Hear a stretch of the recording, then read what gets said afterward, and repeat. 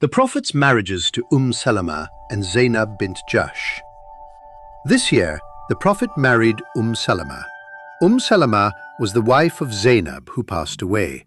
He moved into the room vacated by Bint Huzaymah. The marital bond between Zayd and Zainab bint Jahsh continued to sour day by day. Zayd sometimes presented the situation to the Prophet, receiving advice to be patient and to hold on to his wife.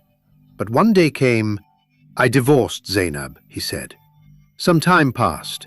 In a verse revealed by the Almighty, it was stated that after Zayd severed his marital bond, he married Zainab to himself, and this ruling was established to show that there is no sin upon believers in marrying the divorced wives of those they adopted. Furthermore, in another verse it was stated, "Allah has not accepted those whom you have adopted as your sons," and it was commanded to call them by their fathers' names.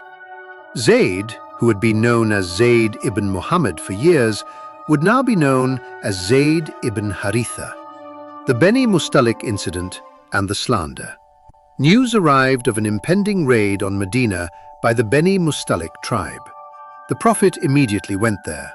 He dispersed their group. Some were taken captive and they returned.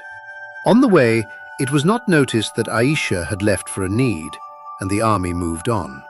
When Aisha returned to where the army was, she saw that they had left. Meanwhile, Safwan ibn Mu'attal, who had also left for a need, had arrived. He had seen Aisha there. He put her on a camel. He himself held the camel's reins, and they set off. They caught up with the army. However, Ibn Salul, the leader of the hypocrites, spread the rumor that Aisha and Safa had stayed behind for an indecent act when they arrived in Medina. The hypocrites spread this slander. Some Muslims joined in this baseless news. The Prophet waited a month, hoping for a clarification from the Almighty. Finally, he explained the situation in the mosque and demanded that the person who spread the slander be punished. However, this matter turned into a conflict between the Aus and Khazraj tribes, and a fight broke out. It fell to the Prophet to calm the situation. He investigated the matter among his close associates. No one found Aisha guilty. Umar asked, "O Messenger of Allah, who is it that married you to Aisha?" Upon receiving the answer, "It is Allah," he said, "Allah would not allow a woman to defile your honor by committing adultery. Would he marry you? This is a great slander," she said. On that day, verses 11 to 20 of Surah An-Nur were revealed, declaring Aisha to be pure.